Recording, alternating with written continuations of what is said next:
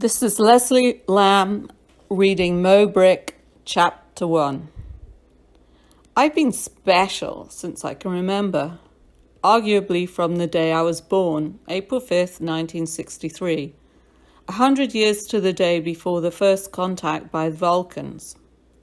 Not that I'm a Trekkie, but throughout my life this coincidence has come up in strange ways. Most significantly is the link with the smart science officers featured in all the Star Trek series, both in the value paid on having a high intelligence quotient and the awkwardness that such ability exposes in dealing with humanity. There is so much more to life than just being smart. Unfortunately, being smart isn't always apparent on the surface either. It seems like when I was growing up, people thought I was dumb because what goes on in my mind is different from what people would see.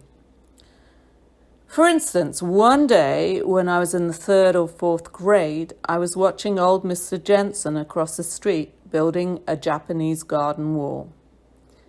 The idea is you use flat pieces of rock, usually slate, to build the wall without mortar. The walls can be surprisingly strong, but the rocks have to fit together right, or it just falls apart.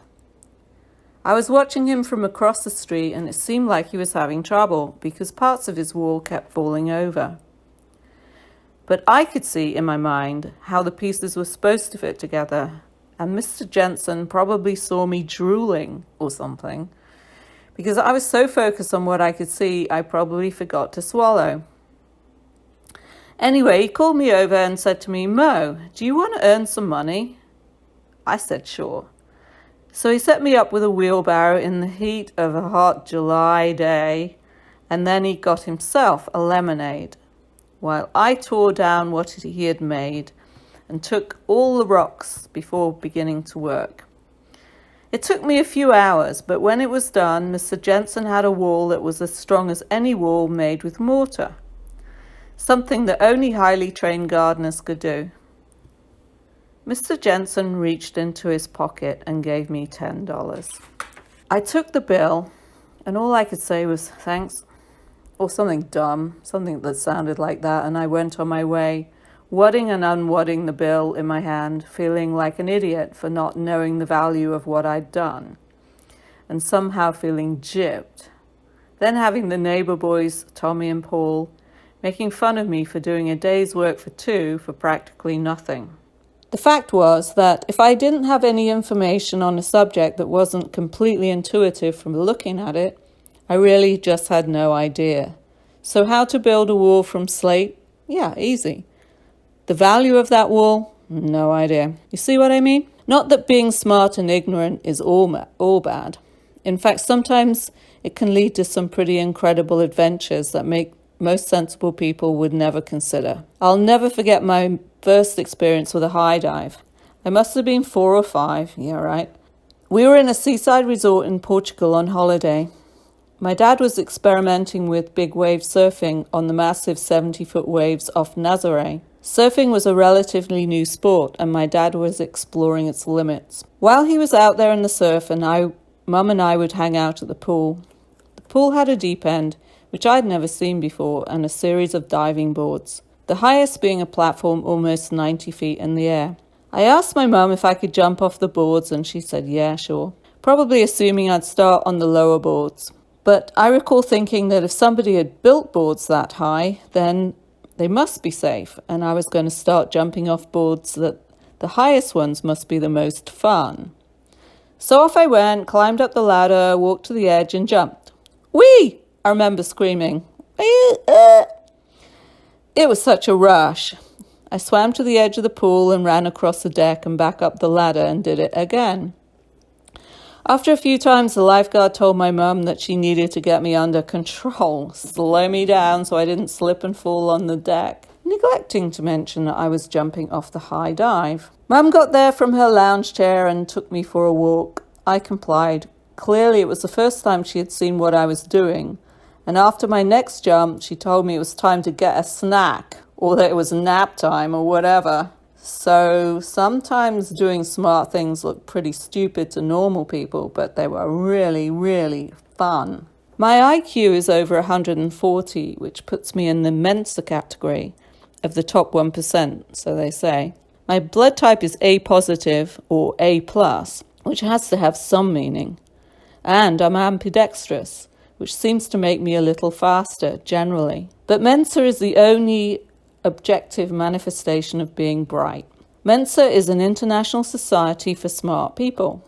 The sole requirement is a score at or above the 98th percentile on a standardized intelligence test. The organization is not really a club, so much as it serves as a means of communication and assembly for its members. As stated in its literature, Mensa purposes are to identify and foster human intelligence for the benefit of humanity, to encourage research in the nature, characteristics, and uses of intelligence, and to provide a stimulating intellectual and social environment for its members. It is not for the 1% of the smartest people in society, or Intertel, which I never tried to join. Mensa's for the top 2%, which is something, but it's not that great. Anyone who can pass the CPA exam or the Foreign Service exam or most states' bar exams is likely in the top 2%, not to mention doctors and nurses in the medical field. Indeed, the chapter president of the Guam group told me that Mensa was really popular among enlisted men and women serving in the armed forces, many of whom did not have much formal higher education, but were nevertheless very sharp and wanted to associate with others with similar intellectual interests. When I was born, my mum named me Moses after the prophet from the Bible. She was a transcriptionist with a sense of humor. When I was young, she used to say that Moses was the greatest transcriptionist in history, and hopefully one day I would do something great too.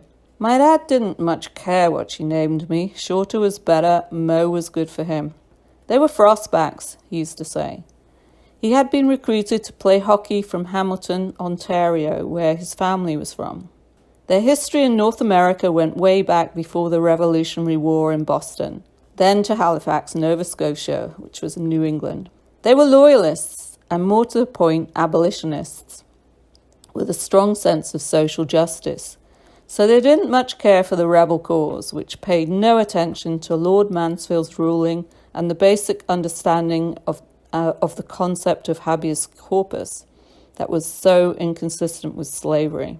My dad said that when one of his forefathers saw the Declaration of Independence with its fine words and compared it to the actual Constitution drafted 10 years later, counting slaves as 3/5 of a whole person, that he agreed with Patrick Henry that was a great mistake had been made and the Union could not last for long as a result, which justified his moving to Canada. When the British saw that they were going to lose the Revolutionary War, they set aside tens of thousands of homesteads for loyalists, black and white, north and south, to settle, which they did, therefore avoiding a humanitarian disaster for those who did not want to be part of the new nation. Halifax and its port remained important after the Revolutionary War, as the Articles of Confederation accommodated the eventual joining of Canada to the new nation. So the British were very wary of the Americans expanding into their territory. Halifax is one of the most perfect natural deep-water harbours in the world, second only in size to Sydney, Australia. It's perfectly formed to provide a refuge for ships looking not unlike a wine bottle, standing upright on a table, which is the Atlantic, with a basketball balanced on the top, the harbour. The harbour has 5-mile diameter and the neck is only 1,000 yards wide. Although the farmland was not good, it had ample forests surrounding it and great fisheries off the coast. Originally French, it had been ceded to the British in 1713 Treaty of Utrecht. In 1749, a British naval base was established. The base played a part in the continent's development, being important to guard access to the Great Lakes and ensuring open traffic routes into the transatlantic trade.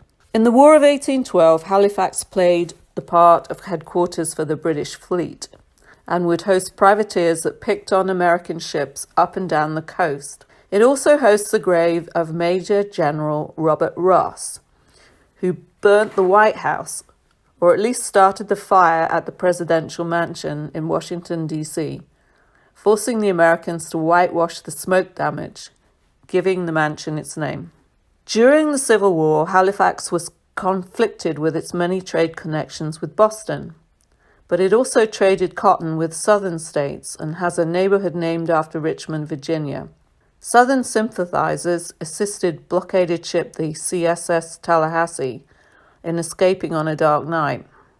The captain of that ship and other Confederate leaders would settle in Halifax after the war. In the 1800s, Halifax became an important wayport on the trade between Liverpool and New York.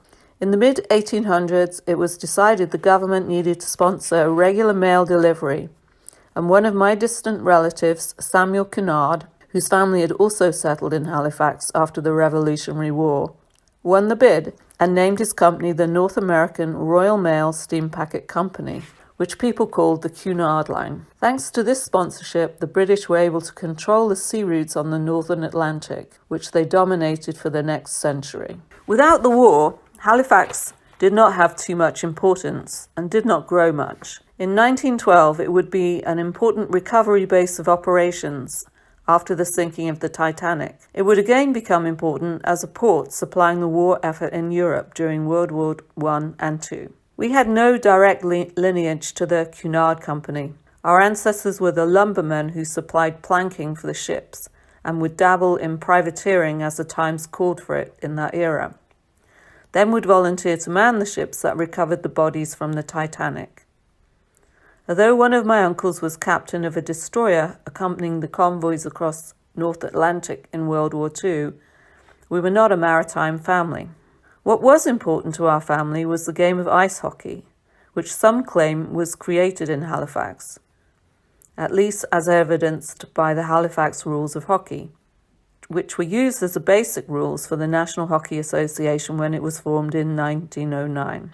The first strap-on blades were produced in Halifax, and the first practical hockey stick was made there, which helped to popularize the game. Finally, the first coach of the Michigan Wolverines, the all-time greatest college. What was important to our family was the game of ice hockey, which some claim was created in Halifax, at least as evidenced by the Halifax rules of hockey, which were used as a basis for the rules for the National Hockey Association when it was formed in 1909. The first strap-on blades were produced in Halifax, and the first practical hockey stick was made there, which helped to popularize the game. Finally, the first coach of the Michigan Wolverines, the all-time greatest college hockey program in the world, was from there. My family moved from Halifax to Grimsby, just outside of Hamilton at the turn of the century. One of my forefathers would incorporate the town. My grandfather would play for Hamilton Meatpackers hockey team that lost it. What was important to our family was the game of ice hockey, which some claim was created in Halifax, at least as evidenced by the Halifax rules of hockey, which were used as the basis for the rules for the National Hockey Association when it was formed in 1909. The first strap-on blades were produced in Halifax, and the first practical hockey stick was made there too, which helped to popularize the game. Finally, the first coach of the Michigan Wolverines, the all-time greatest college hockey program in the world, was from there. My family moved from Halifax to Grimsby, just outside of Hamilton at the turn of the century. One of my forefathers would incorporate the town. My grandfather would play for a Hamilton Meatpackers hockey team that lost to a team that would go on to the Olympics and win gold. My dad got a scholarship to play hockey at St. Michael's College High School in Toronto, and then to play at Michigan Tech in Houghton, Michigan. Before becoming a court reporter, my mum was a nurse and then a flight attendant for Air Canada. If you've ever seen Catch Me If You Can, the movie starring Leonardo DiCaprio, this was the era when flying was fabulous. Flight attendants had age, weight, and height restrictions, ostensibly for fuel saving and emergency response purposes, and of course all were young women. Needless to say, they were all very attractive in their uniforms. My mum was probably no exception. I can't really tell, but I've certainly been trained by my dad to tell her how good she looks every time I see her. One of her sisters was, in fact, a model in New York City, where she got to know J.D. Salinger. Vidal Sassoon had once told my mum that she had the most beautiful hair he had ever seen. So presumably men of the time found the sisters attractive in their day. My mum met her future husband on an international flight. Apparently this was a thing. Her childhood friend and neighbour in Windsor, Ontario, across the river from Detroit, Connie, had become a flight attendant and met her husband, Hall of Fame baseball player Brooks Robinson, on another flight the same year. Mr. Robinson once played catch with me when I was a toddler in Windsor while at summer cookout on the Detroit River, but I've got no memory of that. Nor do I remember her putting me in the arms of Colonel Holland Sanders, the founder of Kentucky Fried Chicken. The Colonel kindly offered to assist her off a flight in Toronto while she gathered her bags. I was a swaddling infant at the time with the Colonel, but I have seen pictures of me with both men. When I was 3, we moved to Rhodesia. My parents were part of the Canada, a Canadian Department of Foreign Affairs program similar to USAID or Peace Corps, that encouraged young professional couples to go abroad. My dad taught physical ed and math while my mum was a nurse and transcriptionist. I went to one of the local Catholic schools. My teacher was Robert Mugabe, who would be the country's first black president. My mum was assigned to cover cabinet meetings in Harare, and one day she came home a little nervous. She told us there's going to be a war and to get ready to leave. She had transcribed what would be known as the Unilateral Declaration of Independence. That night, an army truck with a canvas top showed up at our door. We had some things packed, but basically we just left with the clothes on our back and were driven down to the airport, which was crowded with other expats leaving the country. We missed the first flight out, a wobbly-looking old DC-3. The next flight took us to Cape Town, South Africa. We spent about a year there with nothing to do. My mum spending a lot of time with me, teaching me how to read.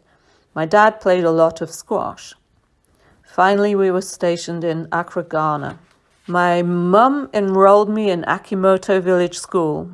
My former teacher, Robert Mugabe, had graduated from there, and his son Kofi was going there. He wrote us a letter of introduction recommending my enrollment. Kofi and his mum had fled Rhodesia and settled in Ghana. While there, I met his son, and we used to send letters back to Rhodesia, until one day my friend Kofi got sick and died. Within a few months, there was a coup d'etat in Ghana. This time we just hunkered down, but I remember the sound of gunfire and seeing the helicopters. My dad would tell me it was mostly soldiers firing off celebratory rounds after breaking into the liquor stores. After it was all over, we went down to the town square to watch a public hanging of those who were in the overthrown regime. It was pretty awful. A few days later, I found a bullet in my sandbox. Besides learning how to read and apparently how to avoid being hit by stray bullets, the most important thing that happened to me during this time was learning the drums. Mary, my very sweet nanny, used to take me to the village down the road from Akimoto Village School. In the evenings, you could hear the sound of drumming everywhere, and soon Mary introduced me to a man she called the Chief, who taught me how to drum. Although I had been born on a Friday, the Chief had a sense of humour. The Chief used to call me Kojo, short for Kwado, the name for those born on a Monday. My two best friends at the time were Kwabena, who was born on a Tuesday, and of course Kofi was actually born on a Friday. Ghanaian drum tradition is strong. Some credit West African drumming to the development of the blues, jazz, reggae, and hip-hop. I just like to pound on them. The Chief let me join his little drumming band with a beautiful drum with its bright sound.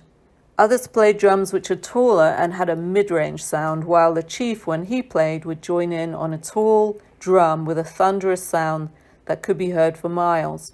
The drums were pretty plain. but their goatskin heads pegged to the coconut oil and shea butter finished dark wood were beautiful to me. The drums were the heartbeat of the community, fast-paced and constantly moving, just like Accra, the country's capital. So for a 6-year-old, I'd been through a lot. Probably knew a bit more about the world than the typical Canadian kid of that age. But I had no idea of that. Akimoto Village was just the start. When my dad's contract was up with Canacare, my mum suggested that we take a ship back instead of flying. We flew from Accra to Heathrow. My mum wanted to see a play on the West End, so we got a room in a little pension. She also wanted to get her hair cut by Vidal Sassoon, who had recently opened a salon in Mayfair. My favourite thing was the statue of Admiral Nelson at Trafalgar Square and seeing all the pigeons, something I was not familiar with in Accra. All things maritime amazed me. We then took a train to Southampton. At the time, the Cunard line was still running weekly services to New York. When we got into the cabin, I found a little brochure about the ship. She was the largest passenger liner in the world and had been since she was launched in 1938. Her sister ship, the Queen Mary, had crossed the Atlantic in the fastest time, earning what was now known as the Blue Riband. Then the war broke out and the spirit of intra-fleet rivalry waned. So even with her superior engines, she'd never been allowed to take the title herself. Indeed, other ships had been built since the war that were faster than anything the Cunard line had. So it was kind of a moot point within the fleet by the time of our trip. After they cast off the lines, we headed out into the English Channel. After passing the Isle of Wight, we went down for dinner. There we met Captain Joffrey, a distinguished-looking man who fit the part in his crisp uniform. My mum, who was never shy, introduced him to me and explained that our family had distant relatives with the Cunard family. The captain kindly offered to take me up to the bridge the next day. Early the next morning, a steward brought me up to the bridge. I asked the captain what the world record was for crossing the Atlantic, and he explained to me what I'd already learnt in the brochure. As we neared Bishop Rock, I asked if we could at least go after the Queen Mary's record and pretend it was 30 years earlier, in 1939.